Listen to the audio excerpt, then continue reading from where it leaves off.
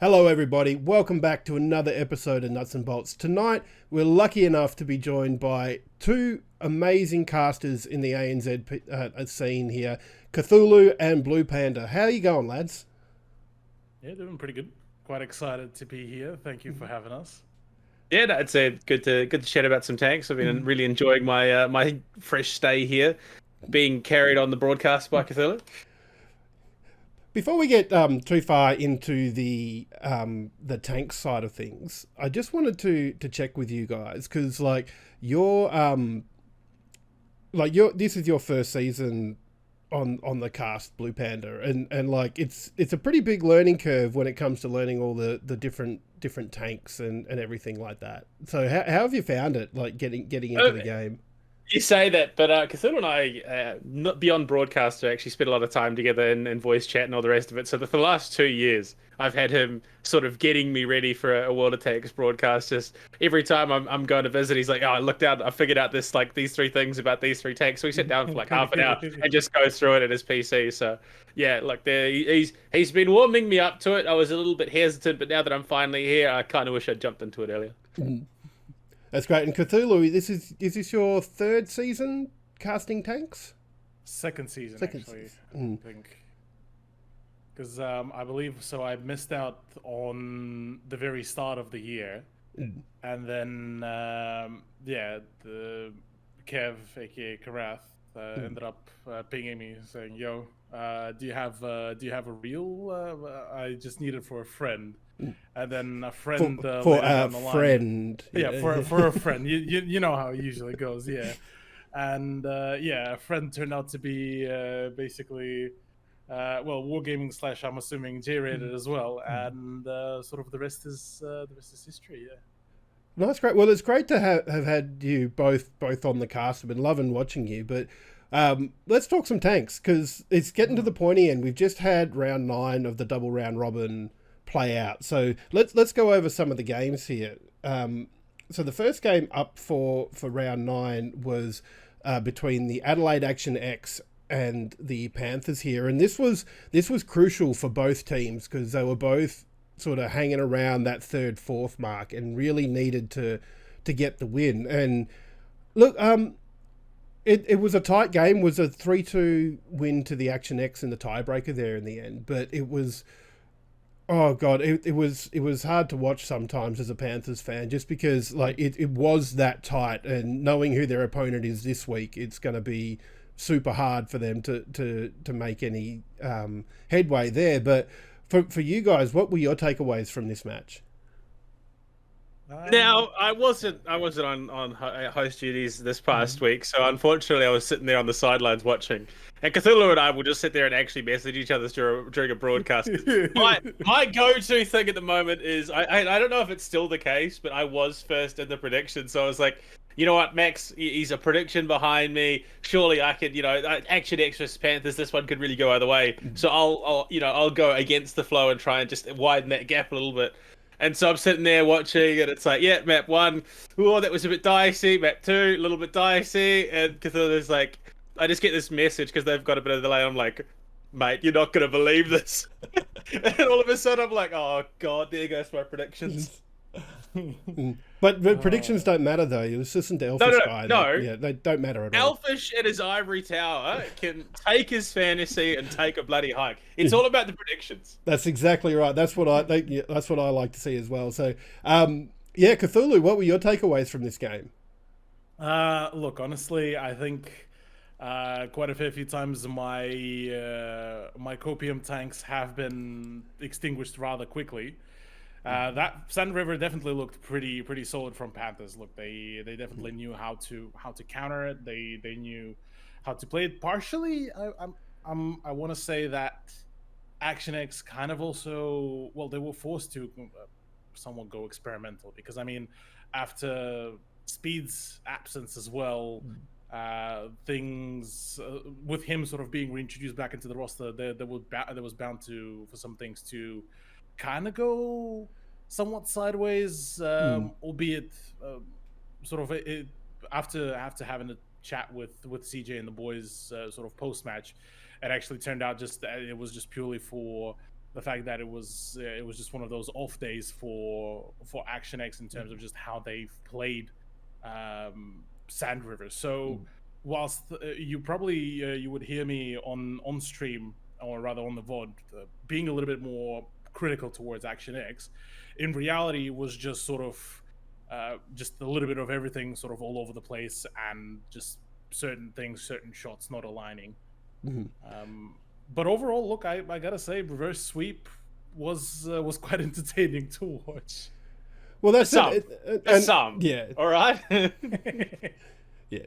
But and look, like the fact that both teams lost both their map picks as well. That you don't often see that, especially with the higher teams. You know, and so that was interesting in itself. And yeah, congratulations to the Action X for pulling off the tiebreaker win there, and with that they did secure themselves a spot in the final. Whether that'll be third or fourth, that's still to be determined, but they can't be knocked out of finals now, so well done to them. The second match of the night was between the Comets and the Sentinels. So look, I think you know, we know what the Sentinels are like. They're 3-time champions for a reason. And the Comets, look, they've been entertaining. I'll give them that. Like they've come out with some different strats, and I've just loved watching them play. But this was always going to be a hard one for them. Cthulhu, any thoughts? Look, yeah, I'm basically with you on this one, Jim. It was sort of borderline expected that you know, things would have gone sideways for Comets, just given that Sentinels, whilst they do sometimes enjoy engaging in a little bit of, you know, trolling and a little bit of tomfoolery here and there. A little bit. Just a little. But yeah, I think for them, it was partially as well sort of a matter of sort of proving, well, not the ego. Ego is a strong word, but it's proving their position. That, like, if they would have lost to Comets, you know, people would have started talking. People would have started talking, and that would have definitely affected. But in reality, look, from the way how they really played it, it was basically just them by the book. They were, you know, they were polishing their sort of by the book, their standardized sort of play, which actually looked pretty on point, all things considered, really. That's right. And look, I don't want to read too much into it, but question for you, BluePanda, how much is, because the Sentinels have only had 2 losses and they've both been against Action X. So do you think that if the Sentinels ended up playing the Action X in the final somehow, that might come back to haunt them a little bit, and that Action X might have some really good confidence going into that game? I feel like that'd be a bit of a stretch. I think. I mean, we're talking about a situation where you're going into a play that you're expecting peak Sentinels, and I think the 2 matches they had against Action X was far from peak Sentinels. So I couldn't say. If you're bringing the absolute A from both these teams in that matchup, I reckon it would probably be more than a full sweep. I reckon Action X could pick some maps up, but I think if you're bringing the absolute A tier Sentinels into a game day, they should be able to beat anyone. Yeah, and that's the scary thing about the Sentinels. Like the Scorpions are probably the team best placed to do damage to them, but even then, when the Sentinels are on, it's extremely hard to beat them, and that's what the Comets, you know, found out themselves. They did take a game; it was a 3-1 win to the Sentinels there, but I think it was the 4th game, which, you know, dead rubber by that point. So you can't read too much into that sort of a win, but.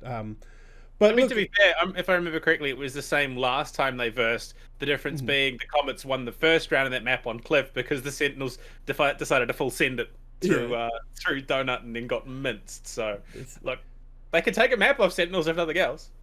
That's right. So that another Sentinels win there, 3-1, and the last match of the night between the Matildas and the Scorpions. And look, I got to say, it's been a hard season for the Matildas there, and I feel that their lineup is better than where they are. And look, they've had a I think it was a tiebreaker win and a win, so that, you know, they've got some they've shown some promise, but promise isn't enough when you're coming up against a team like the Scorpions.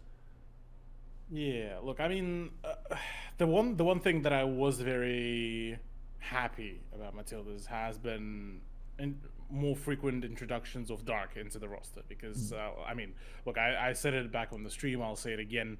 He has been definitely the genuine MVP of that roster because you see him play, you know, a variety of tanks. He could play the STB-1, he could play the M454, he could play even some of the something like an Super Conk or an IS-7. He'll just be there. He'll do his job, and that's something that I think Matildas definitely need more of it. And I mean, you can see it even in the results.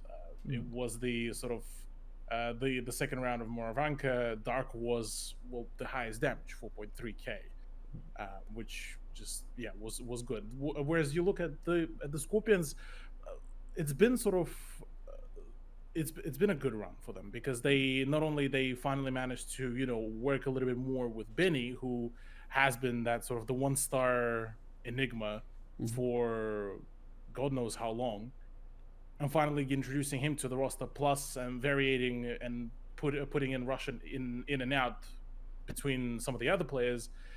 They actually now functioning as that, you know, a well-oiled 6-man roster that I'm actually very much looking forward to watching once we do get to the playoffs, because if before, you know, there was the whole curse of them, you know, getting to that sort of either semis or the grand finals and then completely flogging it, I think this one might have some magic to it. And that's it. So they are gelling at the moment, which is really amazing to see, and hopefully we'll find some magic going into the finals. I know traditionally they find it hard to beat the Sentinels as well, but in fairness, everybody's found it hard to beat the Sentinels, so they're not alone in that. So fingers crossed we can see some really good action from them come the finals time. So let's quickly just recap the results there. So as we said, Adelaide Action X secured their finals berth with the 3-2 win over the Panthers.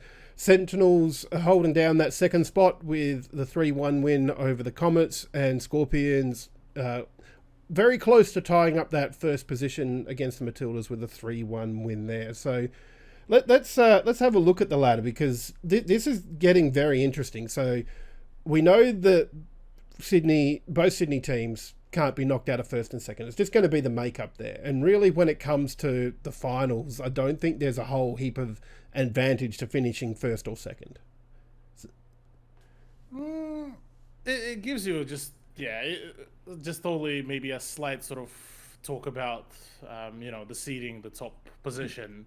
But overall, yeah, you are very much correct. Sort of top two, but just get that sort of extra life and basically call it a day. That's it. And Action X wrapping up a position there as well. In fact, I'm not sure of the head-to-head between the Comets and Action X. I think it's one apiece. So if the Comets do win this week, I'm not sure if they'll swap spots or if they'll stay where they are. I think they might actually swap spots, because Comets beat Action X last time they faced, and I think if it's even, it goes based on the last time they played. I'm not 100% on that, so don't quote me. But either way, if the Comets win, then, you know, they secure a final spot as well. But if the Panthers manage to win, they can jump up into that fourth spot as well. So, like, there's still a little bit of makeup there to go. But of course, the teams in their way there, Comets have to beat Action X to secure a spot. But even if they lose, if the Scorpions win, then Panthers can't get above Comets. So really for the Comets, so their future's in their own hands there. And do you guys think that Comets can do the job against Action X? I mean, look, Comets have been close to a couple of, you know, potentially upsetting matches so far. I mean, even the blowouts, there's a couple of moments you look at each individual round where, you know, one shot penned in this situation or one shot didn't pen for their opponents. They could be in a vastly different situation. I mean, realistically, the biggest connotations are going to be around that Adelaide Action X Comets matchup. I'm going to be honest, I don't think the Scorpions really care that much, given that they have locked their position in. So there is every potential that they come into, tomorrow night and don't really put a huge amount of stock into their game. And there is potential that the Panthers then come out. So I think, yeah, this is as either the Adelaide Action X or the Cairns Comets. You gotta forget the other matches that are going on. Everything, it comes down to the match that you're playing. You're not wanting to hope to slide into the playoffs position off the back of someone else's win or loss. Well, that's it, because like for the Comets, their future's in their own hands. If they win, that's it. Perth can't pass them. So I think that's the right call. You don't want to be sliding in and waiting for other teams' results to see if you make finals. You want to be the one in control of your own destiny there. But yeah, the second game of the night between the Sentinels and the Matildas, like you say, you don't know if the Sentinels might come out with a bit of a trolley lineup to see if they can, maybe just have some fun, because they have been known to do that, and give the Matildas a look in there. But look, the safe money is going to be on Sentinels there. Basically, Sentinels are definitely looking quite strong. Maybe there's going to be a little bit of memeing, because given that there was a little bit of a banter happening between some of the Sentinels players and the Matildas, so maybe a bit of trolling indeed could happen. That's it. And the last game, the Scorpions and Panthers, we've already spoken a bit about that, but look, the Scorpions are doing very well this season and coming up against the Panthers, who, look, I feel are kind of haven't really met expectations. I think with Bales coming into their lineup, I feel like that was a really amazing pickup for them, and they just haven't seemed to be able to capitalise on that. So I think I would expect Scorpions to take that one out as well. I think you'd be playing the odds there if you were going to back the Panthers going into it. You're looking for a big payday, looking to gamble it. But yeah, I think realistically, I mean, Perth Panthers should be in with a chance, because you're looking at the Scorpions. Depending on how desperately they want to hold off first place and all the rest of it, I think, look, there's a lot that could go into it. Obviously, how much do they want to, effort do they want to put in? Maybe do they want to go and, celebrate a little bit this weekend, closing out the regular season? Maybe Napa flips all these again. Things. Yeah. No, that's right. But look, they're going to be entertaining games, I think, one way or the other, and after that, we'll know who's going to fill that last final spot and make the first week of playoffs there. So that's going to be really awesome to see. But let's have a quick look at the fantasy team again as well. So, look, as you expect, because it went to 5 games. There's a couple of Action X players on there. CJ has starred there with 355.8 points, and also Speed in there too. So that was good to see both of them in there, and especially Speed coming back into fantasy after being away for so long. And Russian and Knight from the Scorpions as well in their match against the Matildas, as well as Wymo from the Sentinels. I'm a little bit surprised there's not another player there from the Sentinels, to be honest, but I guess they kind of share their love around, and by love I mean blasting other tanks. Yeah. I do have to say this. I got the message, rosters were locked in, and I just get this message from Cthulhu. Why the hell is Speed playing? These guys are trying to throw my predictions. What's going on? And he came out. He had a phenomenal night from what I remember. Even MVPing that last round that secured them. He dropped 4.5k damage or something stupid. And Cthulhu's sitting there like, what's going on? I don't understand, guys. This is wild. I think the direct quotation is, or is it? AX on the comeback, let's go. My copium has been replenished. Yes, sir. AX on top, 1 PTS at least guaranteed. And that is just me dumpstering on BluePanda in the DMs. Well, I mean, you're not wrong. And I got to admit, I was a bit worried with Speed, because especially that game on Sand River, he went very deep in there and got caught out by 2 tanks early on. But yeah, he recovered and obviously has had a great game and come back with those points for the fantasy league. But of course, we've got another league to talk about, the B League, or the Better League, as some like to call it. And it's So far, it's the Brew League, the Beer League, or the Brawlers League the is what I've Brawlers gone League. with. Yeah, I think, well, it's definitely Brawling Badgers. They definitely like a brawl in there. But let's have a look at the results from the last of their round robins. So they only play each other once. But in what I think is a little bit of a surprise, the Centurions took down the Badgers 3-1 there as well. So that was that was, like I said, a little bit of surprise, because 2 weeks ago Badgers were first, and with that loss they almost missed out on finals. Yeah, look, it definitely feels a little bit odd, given I think Badger's last playoffs from the last season, they were actually looking to be, the stronger ones. Yeah, they came If I remember, second in the end, Yeah. beaten by Comets. Yeah. Yeah. And so, yeah, it definitely felt quite a fair bit of a surprise that, they fell through this way. But, oh, look, for Centurions, at least, this is possibly looking to be another chance.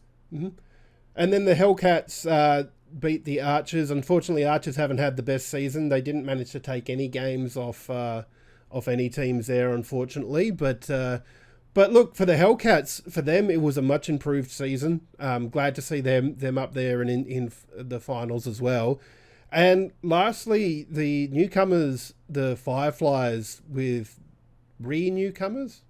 That's not even a word, but no, they've re-entered the B League anyway. The Lismore Leopards there. Look, if Leopards had won that, they would have jumped the Badgers and ended up in finals. But the Fireflies kept their foot on the gas and took the win there, 3-1 as well. So that's going to be fun, because that means the Fireflies finished first in their maiden season, which is quite exciting. As once again, as a WA lad, great to see that Fremantle team is doing well.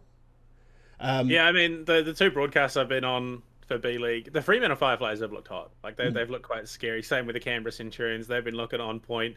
The Hawthorn Hellcats, they've been these somewhat of wild cards. They seem to bring out these weird and wonderful plays that somehow work out of nowhere. So, it really has been an experience jumping on the B League. It's less intensive. You've got a team like the Auckland Archers who have openly said, we're here for a bit of fun. And it showed this last week. They actually pushed quite deep into that matchup against the Hawthorn Hellcats. The score, unfortunately, not quite as representative, I think, of the match itself. I must admit, I was screaming a little bit at my monitor when they moved off that cap. They were like 2 seconds away from capping and decided to double dump onto another tank on Himmelsdorf there. And I was just like, oh, you could have just waited, or even just sent one tank, because they had 4 on the cap for some reason.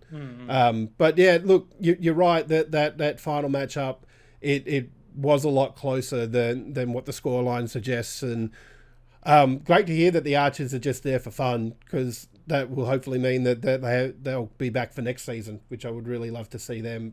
You talk about a heat around that last matchup between the Fremantle Fireflies and the Lismore Leopards. The 1 second cap reset on Sand River. That was what.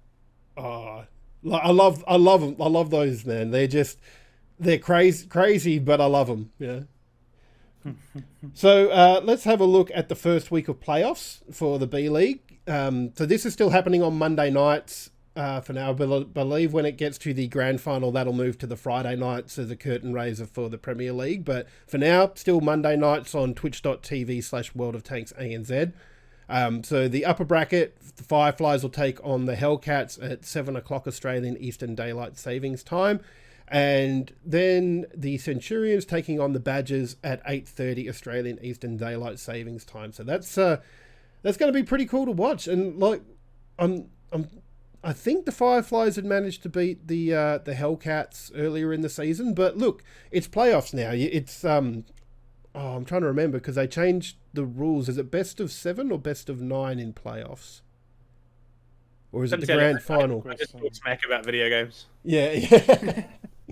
But anyway, like there'll be the extra matches that they'll have to play. So it'll be interesting to see if it goes the distance, or if one team just sort of closes out on the other one. But yeah, look. Sorry, Cthulhu, go on. Yeah. I just sort of wanted to pitch in saying that. Yeah, look, I'm thinking maybe Centurions could finally see themselves to push for the finals here. I reckon Fireflies Centurions finals could be upon us. Oh, that would be very, very interesting. I'd be keen to see that. And like the Centurions have the wool over the badges based on last week's game, so maybe, you never know. We'll cannot wait until to see that on Monday night. And of course, tomorrow night with the ANZPL back as well, with the last of the round robin matches before playoffs there. So that starts at 8 o'clock Australian Eastern Daylight Savings Time. My God, time zones do my head in. They're just... it's all right until daylight savings hits, and then, you know, I'm dealing with Queensland time and New South Wales and Victorian time, and like here at Go, we've got some members in New Zealand as well, so New Zealand daylight savings time as well. It's can only imagine what it's like for you lads. That's nothing. So at the one time in my casting career, I was operating New Zealand, Australian, European, North American, and Southeast Asian time all in the same week.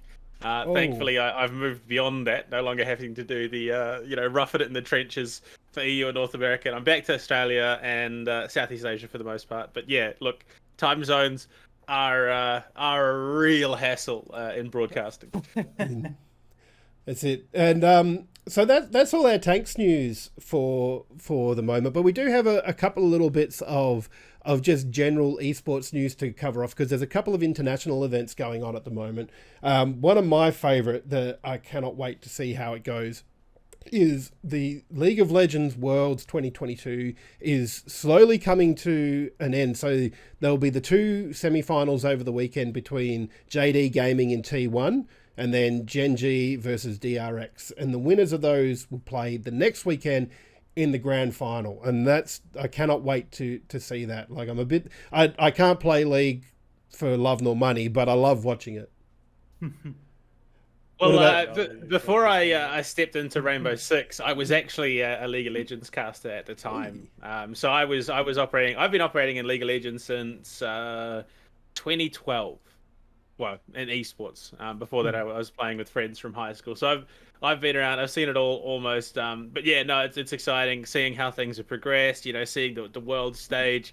Unfortunately, we got play-ins again. ANZ always on the back burner, but. I mean, you got some top tier teams. You got some top tier teams. I kind of want to see the T1 Gen G grand final just because that's a hell of a matchup. You got Gen G knocking out DWG. You got DRX who knocked out Edward Gaming. Royal never go up, and I mean, you look at the teams that were knocked out of the competition in those quarterfinals. Those are some of the biggest teams in League of Legends over the last sort of 5-6 years. Well, that's it. Yeah, I look at that. I'm just not seeing Royal Never Give Up and Damwon Kia knocked out like in the first round of the knockout stages there. That kind of says it all. And I like I said, can't wait to see it. In fact, I'm going to try and get up because there's a few watch parties going on around the place. So I know here in Perth, there's an event called Respawn that's going to be opening up at 7:30 in the morning, mind you. So it's going to be an early Sunday for me to get up and watch that. But also places like some movie theatres are showing it. There's Fortress Melbourne, of course, will be showing it in the Alienware Arena. So plenty of places that you can go and watch that there. But as well, like just the weekend gone, there was I don't know. It finished quite interesting for me, but the HCS, so Orlando. Orlando? I don't know where I'm getting. No, so the world championships in Seattle. Yeah, and the ending for it was just very, very interesting. So like Optic Gaming thought they'd won, and then all of a sudden, oh no, crap! It hasn't finished yet. We better get back and play. And then 2 seconds later, best of 5. Yeah, I can understand that. You've been playing the best of 5s throughout the entire run of the tournament, but. I mean, look, Optic have been a dominant force. On top of that, you've also got Formu, who is now a Halo world champion and a Call of Duty world champion. And it was the culmination of a lot of storylines coming together. And Optic have been a powerhouse this year. The crazy story, though, for me, for HCS, was the Native Gaming Red roster coming through, Kansas City Pioneers. They missed out on partnership. They all dumped the roster, and they go in. They crack that upper bracket final. They almost make it through, and ultimately, I think third overall at the World Championships for this roster is something that they've been working for years. And on top of that, look, hey, ANZ, we weren't completely out of the running. We still cracked top 12 with G2 and Barcode. So look, it was a great event, honestly. No, definitely. I love watching it. Like, for me, Halo has always been one of those games that I go back to. Like, I'm not a huge COD fan or just any sort of real shooter game, but Halo, for whatever reason, drags me back in. And I love seeing that it's up there with the competitive scene again. And God, they've got some freaking plan there, because no sooner had this event finished is it like, oh, by the way, here's our next major. It's in February next year. It's like, cool. I like that we're getting more, but yeah, that's not a lot of time, especially considering over Christmas, for these teams to prepare and go into it again. I get the feeling that some of that may be off the back of obviously the Activision announcement with Call of Duty. Modern Warfare's dropping within the next 24 hours. They've already announced that the comp scene starts in December. They're kicking everything off, all those qualifiers for the upcoming majors. And honestly, like the Call of Duty future is looking really exciting. So Halo had to come out of the gate swinging. There've been talks about getting orgs involved for tournaments. To seeing, I think we've got Space Station and Optic at the first. I think it's actually the other way around: Optic first, and then Space Station organizing our first two big sort of events. So look, Halo Infinite. I love the game. It's an interesting spot at the moment in terms of the game itself, but look, they've got big plans for 2023, and I'm so keen that they're getting started this early on. Very exciting to see. And look, last bit of gaming news. Not quite my game, but DOTA2 International is going on at the moment, and their grand final happens this weekend. And I feel like it's always a game I need to learn more about, because it's the richest esports competition on the planet. And the fact that it's just happening over the weekend, like, once again, this is getting showings in cinemas and stuff like that. So if it's something you're interested in, definitely get amongst it. I think Sunday, Australian and New Zealand time, that'll be the grand final will be kicking off. So definitely get around and have a look at that. Do you guys follow much Dota, or yeah? So Dota is the game that got me into esports, and I can tell you the exact moment I decided that esports was for me. It was the International 13 upper bracket semi-final, Tongfu, Navi, the Fountain Hook, the play. Navi Gaming, Dendi Papi. It was a miracle moment that sold me on what esports could be. So yeah, I'm keeping up with it. At the moment, there is only one team I think that could be a return holder of the Aegis at the moment, but it's also the culmination of Team Liquid's story, and they're one of the most storied teams in Dota history with the likes of Matumba. And so for him to be able, he's retiring after TI. For him to be able to raise the Aegis and then retire would be huge. So yeah, I've been keeping a close eye on it. It's exciting. Yeah. They'll have to come through the lower bracket to do it, though. But Cthulhu, do you played a bit of Dota, kept an eye on it? Look, I used to play Dota back in the old high school days for myself, and that's where, actually, funnily enough, initially was my friend from Russia that actually got me hooked on Dota. Funnily enough, whilst I was, all studying up, say something during the English class, he would be the mad lad that would literally sit at the same desk right next to me, but on the laptop he would have the TI open instead of actually, learning. So, and bit by bit, I slowly got into it. I dabbled in a little bit of, attempting to predict some of the teams who could win and whatnot. He got to cast it earlier this year for the New Zealand Commonwealth qualifiers. Oh, I did nice. as well get to cast. Yeah, it was a very much of a surprise sort of thing, even for myself, where I think it was, for the same day for Commonwealth qualifiers, it was the Rocket League and Dota, and me remembering trying to remember the old sort of memories of Dota, plus match them with what is currently Dota, was quite a bit of a roller coaster. But look, long story short, I'm gonna be honest. Sag for Team Spirit. Big L+ ratio that they have received, and it was rather unfortunate one. No. But I think for the ending of it, I'll probably be more so rooting for Team Secret out of this one. Nice. So there's one thing that you brought up, the Commonwealth Commonwealth Games qualifiers there for Dota there. And this is something I must admit, question without notice, because it's a big interest to me of esports getting into some of those traditional fields like the Olympics and whatnot. And at PAX, I was lucky enough to go along and see a panel on esports at the Olympics, and there was an esports lawyer, Stephen Cornish, who is the CEO of Pentanet here in Perth, and also owner of Pentanet.gg, the League of Legends team. There was Rowan Crothers, who's the Paralympian, yes, was also pretty highly ranked and competitive in Valorant and CS:GO, and a researcher from RMIT whose name escapes me at the moment. And it was really interesting to see that and to get the opinions of those guys who know about esports and what the impact on esports could have on the Olympics and the Olympics on esports. But I'm curious to know, once again, question without notice, so apologies for that, but how do you feel about esports being represented at things like the Commonwealth Games and the Olympics? Cthulhu, since you did the casting, let's go to you first there. Look, I definitely love seeing that. This is sort of starting to get a little bit more into the mainstream media, albeit, nowadays you get to talk to somebody that barely sort of follows esports even remotely. You sort of throw in the fancy sounding word esports and it still sort of eludes them. It was like, ooh, what is this? What is esports? And sort of you have to start elaborating. Oh yeah, competitive computer games, yada, yada, yada.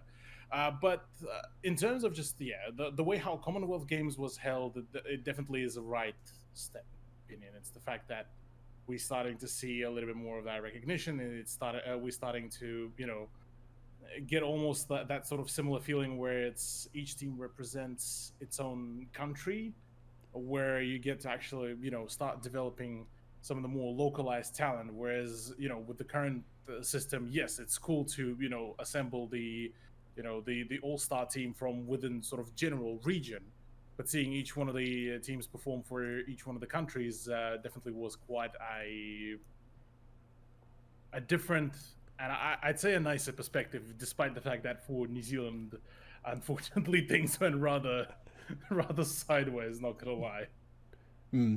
It is interesting because I feel in esports in general, people follow players more than teams, I think, and they follow the storylines of those players. But when it comes to stuff like the Commonwealth Games and the Olympics, people get behind the country that they're representing. And it's like footy. Yeah, and like if you say you're from a city and there's a team named after the city, then you're more likely to go for that, even if you know nothing about the sport, or the esport in this case. So, BluePanda, what are your thoughts on heading to getting esports involved in those sort of more traditional arenas? Well, I mean, it's so I've been, sort of walking towards the career in esports for the last decade, basically. And so it's a conversation that I've had with my father on many occasions. And he, at one point, was a member of Sport New Zealand. And so we've had that conversation, sort of trying to explain it to him and figure out where it could fit into that sporting ecosystem. So I'm all for it. I really am. I mean, you look at the Asia Games, they've had esports there alongside, mainstream sport as well. And I mean, realistically, there should be a place for it. I mean, you're competing internationally. It's very, very similar to sport and how it's run. So I can understand, Commonwealth Games having this opportunity to showcase not just, sport because it's the Commonwealth Games, but esport as well, seeing that international competition. And I mean, one, it provides more opportunities for gamers locally as well. You're not just playing those mainstream tournaments. You have that opportunity not just to, play through the standard ecosystem, which is, local qualifiers and regional qualifiers into a last chance qualifier, especially if you're ANZ, just at a hope at getting to play-ins for an international event. Whereas you look at the Commonwealth Games, the avenue is a much cleaner one. We've got to beat Australia and then we're in, which is pretty simple in all honesty. So hey, I feel attacked there. Okay, so we didn't beat Australia. No. But in the Campus Clutch, we smoked you guys last year and got to go for the Campus Clutch for Valorant for collegiate competition. So we'll take that one where we can. But yeah, no, I'm all for it. My dad's he's all for it. He's come around finally to esports is a viable thing. My son's doing it full time, and if he believes in it, I can believe in it too. So he's still not quite sure the fundamentals. Like it is all a bit fast paced for him. He I got the messages during DreamHack. My family were all watching Halo at home, and Dad's sitting there like, I don't know how any of these guys are hitting any of their shots whatsoever, but I'm here for it. So, look, yeah, I'd love to see it expanded. I don't know where that expansion comes with esports, because obviously you got to work around the shooting and killing is a little bit hard to sell to the grander sport audience, but I'm sure there's ways we can take it that step further. And look, I'd love to see. I love Dota, I love Rocket League, but I'm sure we could do more. I'm excited to see what more we can achieve. Well, cannot wait for that. And don't forget, if you're looking at a good esport to introduce people into World of Tanks, I feel like it's tanks shooting at other tanks. Yeah, there's variations in the models of tanks and what they do, but I feel like it's because I have that trouble with a lot of competitive shooters in particular. Like I blink and something's happened and people are dead. But the tanks themselves, it feels like there's a bit more that you can look at there. So don't forget, watch the ANZ Premier League tomorrow night, Friday night, on twitch.tv/World of Tanks ANZ, and the B League on Monday nights as well. So Cthulhu, Blue Panda, thank you so much for joining me. It's been a blast having you here. I very much appreciate you taking your time out of your day to come and have a chat. No worries. Thank you for having us. No worries. And we will catch everybody else next week.